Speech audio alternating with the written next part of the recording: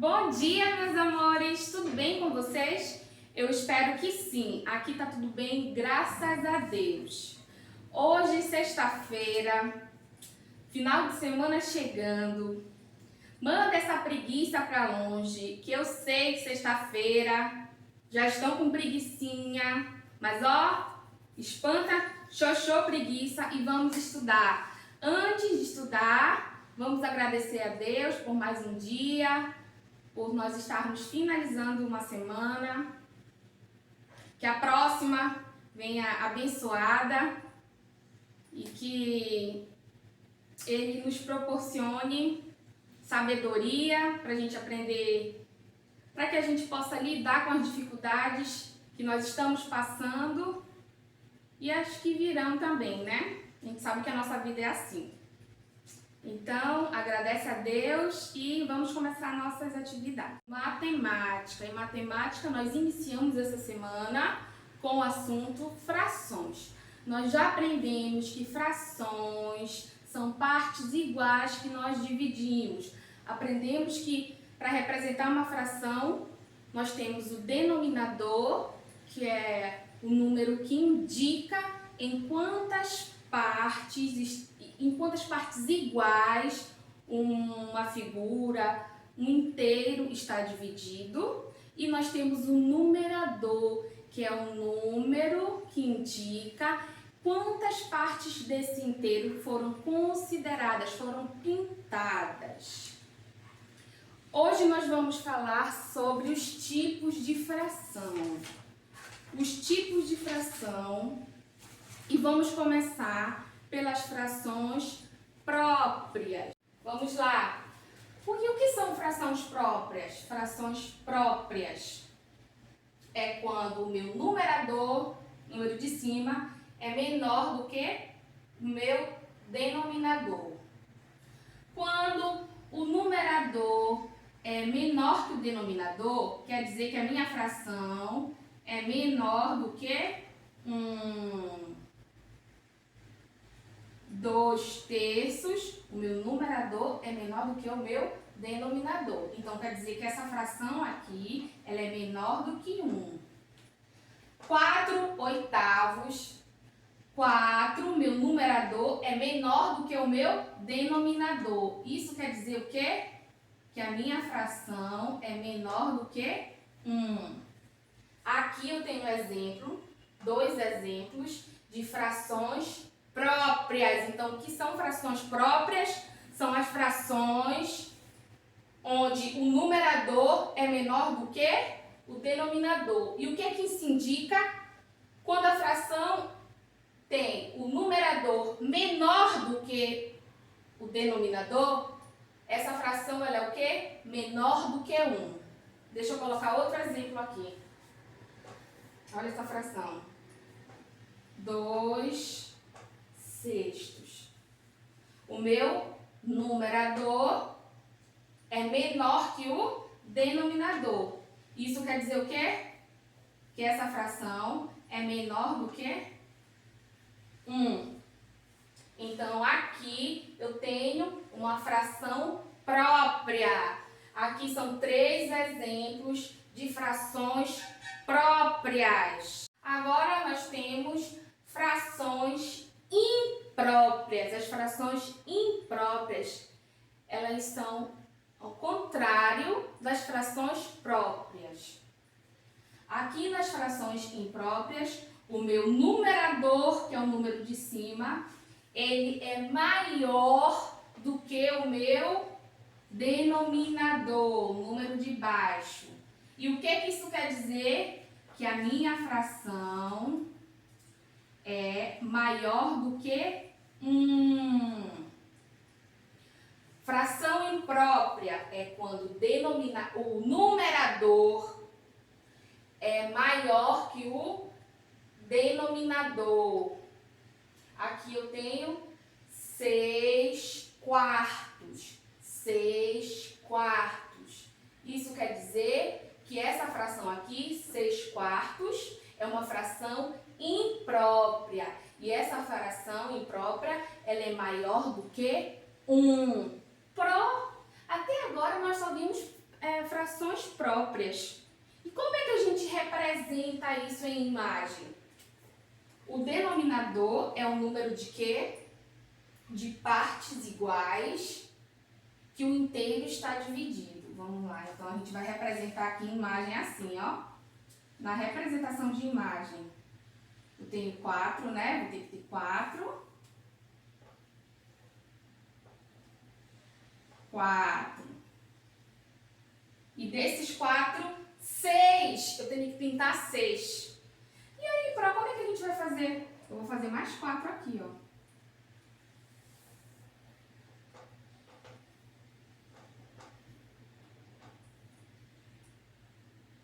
1, 2, 3, 4. Porque senão eu não teria, eu iria pintar, se eu tivesse só uma imagem, só um inteiro dividido, se eu tivesse só um inteiro dividido por 4, como é que eu ia pintar 6 partes?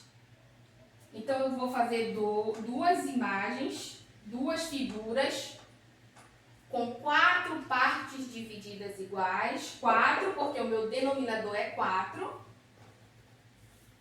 e vou pintar 6. Ó, eu tenho a primeira figura partida em 4 partes, e a segunda figura partida em 4 partes. E eu pintei o quê? 6 partes. 1, 2, 3, 4, 5, 6. Então, fração imprópria é quando, na minha fração, o numerador, o número de cima, é maior que o denominador. Essa fração, ela é maior do que 1. E como eu represento essa fração em imagem? Ó, eu vou precisar dividir o inteiro em 4 partes. Então, eu vou fazer duas imagens. As duas eu vou dividir em 4 e vou pintar 6 partes. 1, 2, 3, 4, 5, 6. Vamos para mais um exemplo de fração imprópria. Vamos lá. Olha só. 7 sobre 3, 7 terços. Eu tenho o meu numerador maior que o meu denominador. Então, o que essa fração é? Maior do que 1. Fração imprópria é quando a fração tem o numerador maior que o denominador. Logo, essa fração é imprópria e ela é maior do que 1. Vamos representar essa fração em imagem, em figura. Vou fazer o que aqui? Eu preciso dividir em quantas partes? 3. O meu denominador diz em quantas partes eu vou dividir a figura. 3. Mas eu preciso pintar 7. Então, eu vou fazer 3 figuras, ó. Vou fazer mais uma figura e vou dividir em 3. 1, 2, 3, 4, 5, 6. Eu preciso pintar 7. Vou fazer mais uma figura e dividir em 3. Meu denominador é 3. Eu só posso dividir a figura em 3 partes. Então, eu vou fazer o quê? Uma figura com 3, duas figuras, a segunda figura com 3 e a terceira figura com 3. E vou pintar 7 partes. 1, 2, 3, 4, 5, 6, 7. Essa daqui é a representação dessa minha fração imprópria, que tem um numerador maior que o denominador. Então, essa fração é maior do que 1. Vamos lá. Outro exemplo de fração aparente. Lembrando que frações aparentes são aquelas que representam números naturais. nessas frações, o numerador, número de cima, é igual ao denominador. Olha só, 3 sobre 3. O numerador é igual ao denominador. Ou o numerador é múltiplo do denominador. Aqui eu tenho 6 terços. 6 sobre 3. 6 é múltiplo de 3? Para não sei. Então, vamos lá. Como é que eu sei? Multiplicando o 3 por números naturais.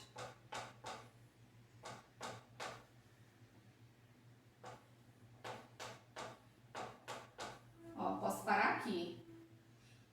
Eu quero saber se 6 é múltiplo de 3. Quando eu multiplico o 3 por números naturais, depois desse sinal de igualdade estão o quê? Os meus múltiplos. Esses números aqui que são os múltiplos. São os números que vêm depois do sinal de igualdade.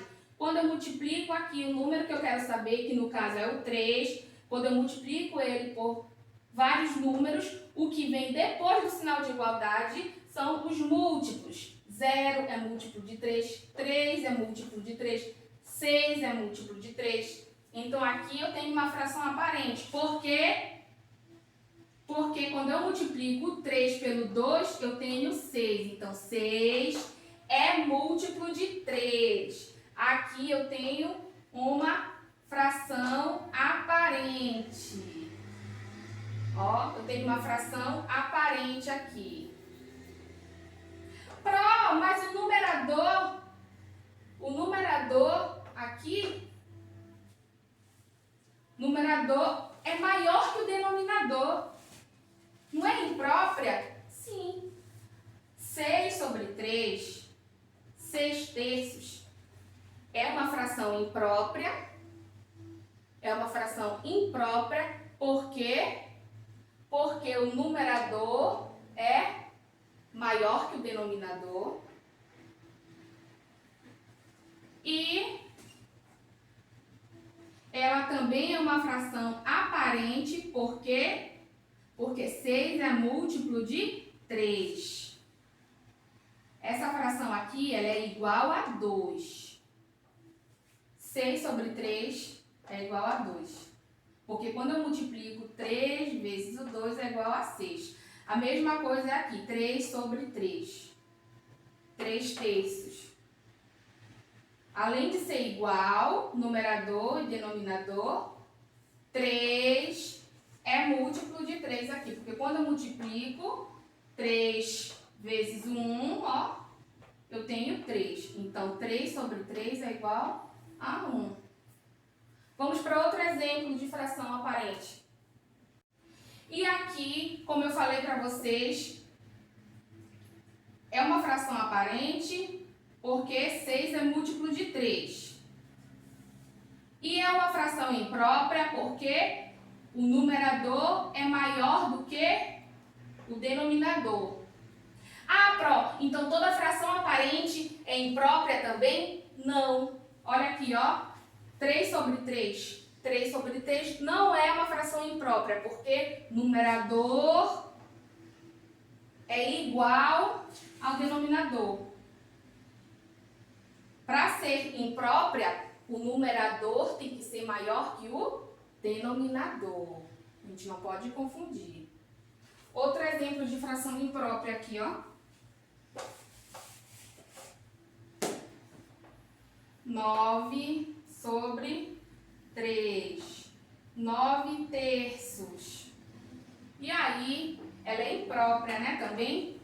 Ela é uma fração imprópria porque o numerador é maior do que o denominador. E vamos ver se é uma fração aparente. 9 é múltiplo de 3? Vamos ver. 3 vezes o 0. 3 vezes o 2. 1. E já quer pular. 3 vezes o 2. 3 vezes o 3. Ops! 9 é múltiplo de 3. Então, essa fração aqui, além de imprópria, ela também é aparente. Por quê? Porque 9 é múltiplo de 3.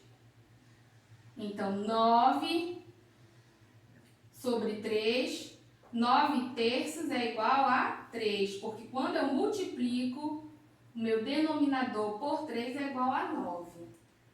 As atividades que vocês vão fazer no livro de matemática sobre os tipos de frações, elas são muito parecidas com os exemplos que nós vimos aqui. Primeira questão, em cada caso, escreva a fração que representa a parte colorida das figuras. Letra A. Tem 1, 2, 3, 4. 4 partes iguais. E aqui tem mais 4.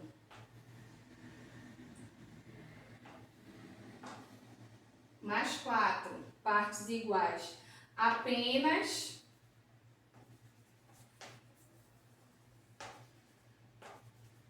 6 pintados. Como é que faz isso aí? Aqui eu tenho uma fração o quê? Eu tenho uma fração imprópria. Por quê? Porque eu tenho 4 partes iguais, ó. Tenho duas imagens, tenho um inteiro aqui, duas imagens com 4 partes iguais divididos cada uma imagem, cada uma figura. Então eu tenho, meu denominador é quanto? 4.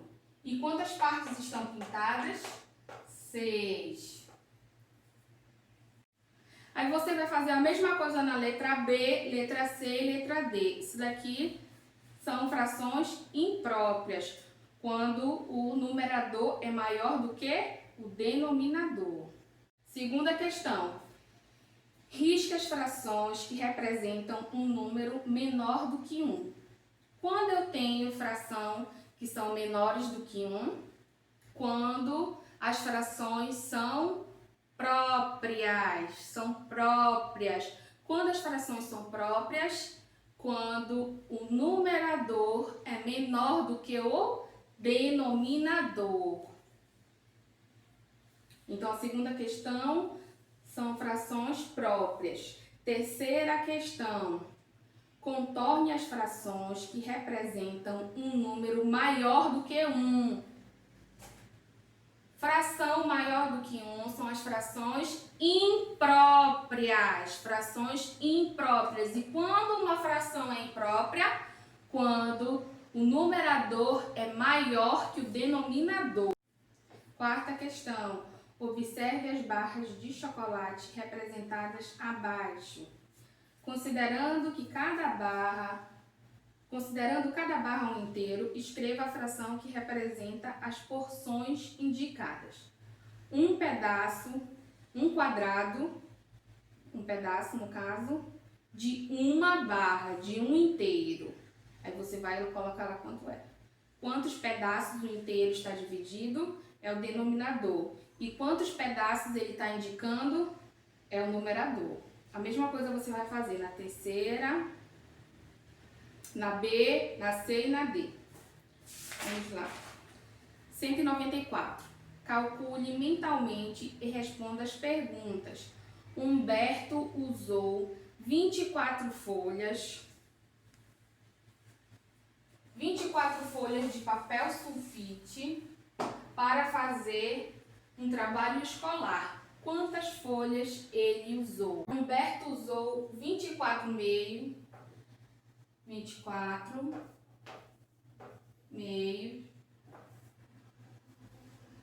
sobre 2 de folhas de papel sulfite para fazer um trabalho escolar. Quantas folhas ele usou? O que eu vou fazer aqui para eu descobrir quantas folhas ele usou? Eu vou dividir 24 24 por 2. E o meu resultado é o número de folhas que ele usou. Letra B. Silvio achou que Humberto, o carinha lá da letra A, Silvio achou que Humberto usou muitas folhas de papel sulfite e resolveu usar metade das folhas utilizadas por Humberto. Quantas folhas Silvio usou? Bem, Humberto usou isso aqui, 24 sobre 2, né? E para eu achar quantas folhas o Humberto usou, eu vou dividir 24 por 2 e vou achar o resultado. O Silvio usou a metade desse resultado aqui. Então, você vai fazer o quê? Vai pegar esse resultado e dividir por 2 e você vai achar o quê? O que o Silvio usou na letra B. Letra C. Paula separou para reciclagem 9/3, letra C aqui, ó, 9/3 de latas. Quantas latas ela separou? O que eu vou fazer? Dividir 9 por 3 e vou encontrar o número de latas que ela separou. D. Marta plantou 100 quintos de semente de girassol no jardim. Quantas sementes ela plantou? Isso aqui é a letra D. 100 sobre 5. O que eu vou fazer? Pegar 100, dividir por 5. E aqui o resultado vai ser o número de sementes que ela plantou. Sexta questão. Compare os números a seguir utilizando os sinais de maior, menor e igual. Maior, menor ou igual. Quando eu tenho uma fração 2 meios, 2 sobre 2, 2 meios, eu tenho o quê? Uma fração igual a 1. Ó, eu tenho uma fração igual a 1. E quando eu tenho uma fração menor que 1, é quando o meu numerador é menor do que o meu denominador. Quando o meu numerador é menor que o denominador, eu tenho uma fração menor do que 1. E quando eu tenho uma fração maior do que 1, é quando eu tenho um numerador maior do que o meu denominador. Aí eu tenho uma fração, deixa eu colocar aqui.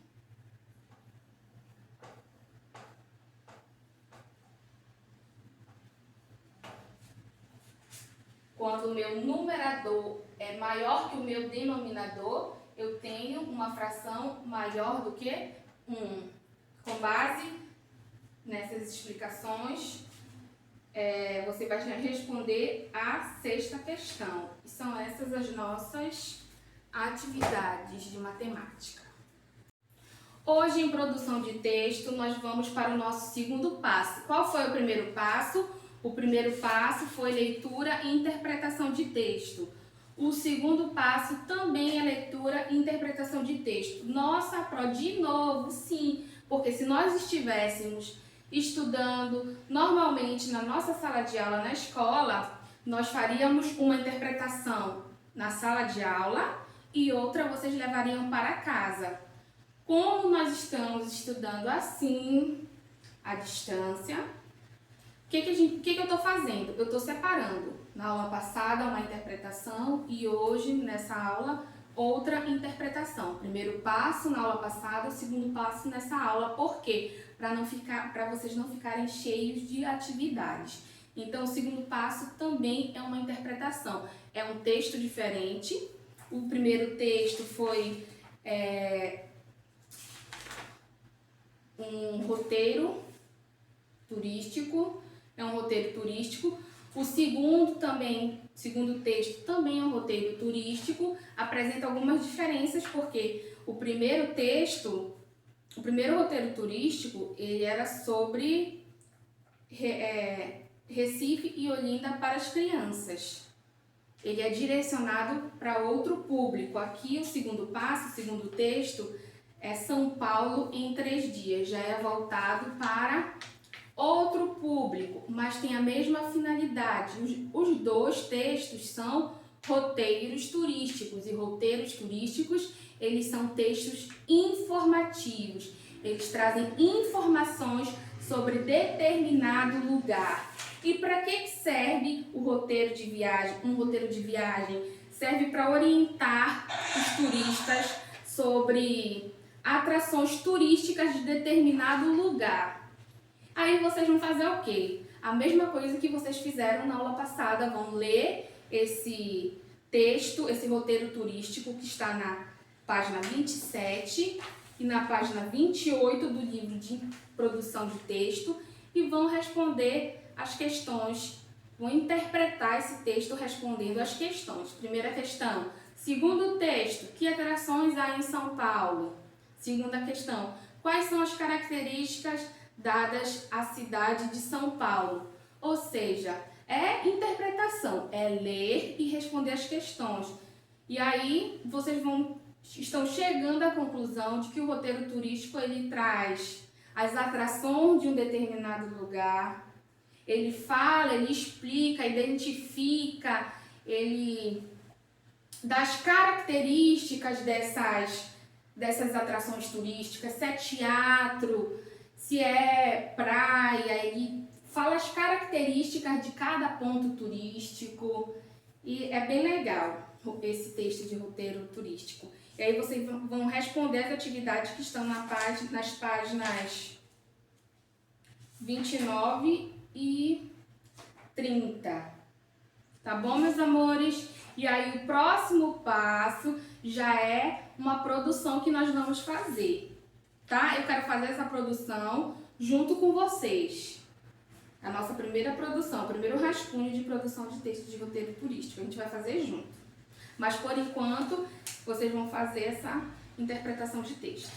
Em História, nós vamos falar sobre a Inconfidência Mineira. Esse assunto não está no livro de História de vocês, então eu estou mandando um resumo e algumas perguntas relativas a esse tema, a Inconfidência Mineira. Inconfidência Mineira ou Conjuração Mineira foi uma tentativa de revolta que foi abortada, que foi impedida pelo governo em 1789, em pleno ciclo do ouro. Lembra que a gente falou do ciclo do ouro?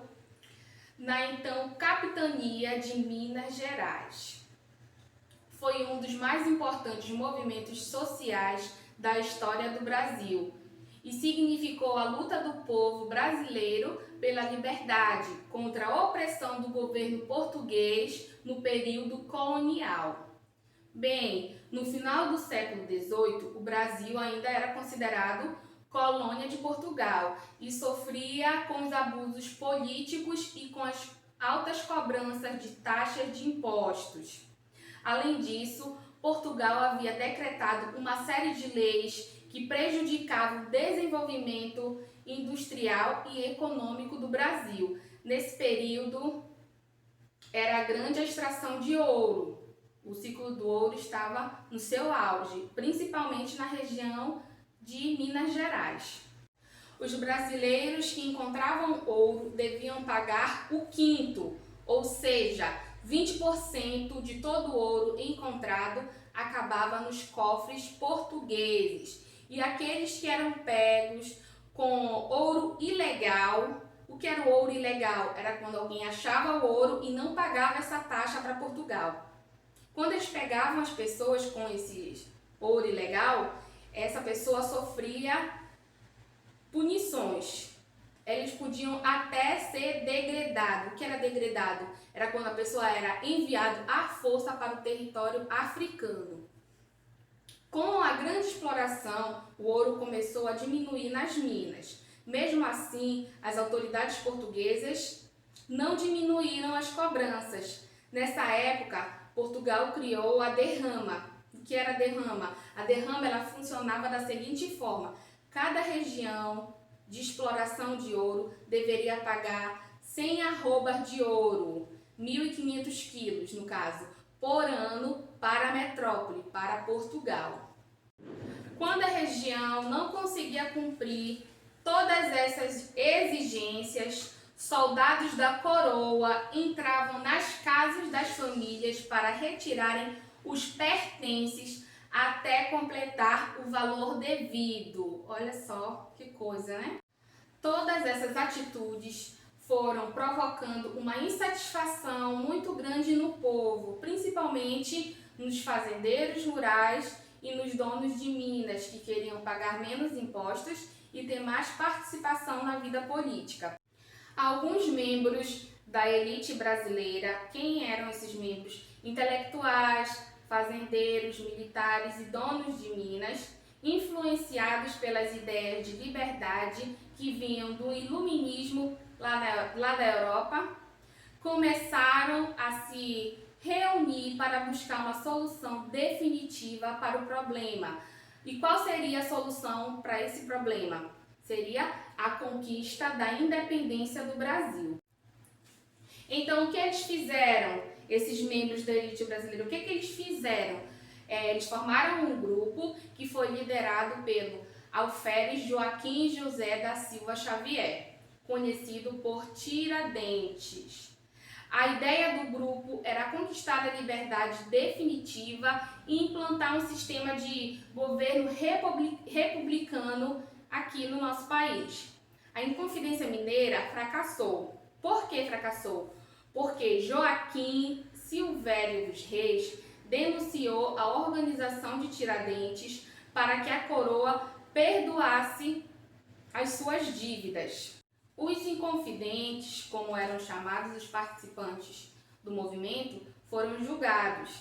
Alguns ganharam penas mais brandas, como açoites em praça pública ou degredo. O que era o degredo? Foram exilados na África, contra a vontade deles. Tiradentes foi o único condenado à forca. Ele foi executado em 21 de abril de 1792, no Rio de Janeiro. Ele foi enforcado, esquartejado e as partes do corpo dele foram expostas para que ele servisse de exemplo para quem viesse mais lá na frente se rebelar contra Portugal. Quanta crueldade, né? Então, essa foi a Inconfidência Mineira. Estou enviando um resumo para vocês. Vocês vão responder a algumas atividades, algumas questões referentes à Inconfidência Mineira e vão mandar para mim na terça-feira, na próxima aula de História. Vocês vão mandar, responde no caderno, letrinha legível para que eu possa ler e envia na terça-feira para mim, tá bom? Hoje não vai ter geografia, porque senão vai ficar muita atividade para vocês fazerem. E eu não quero sobrecarregar vocês. Façam as atividades com calma, matemática, interpretação de texto, leia o resumo de história, respondam as atividades com calma. Vocês vão ter hoje, vão ter sábado e domingo para fazer também, viu? Qualquer dúvida pode perguntar. Beijo no coração de vocês e até semana que vem.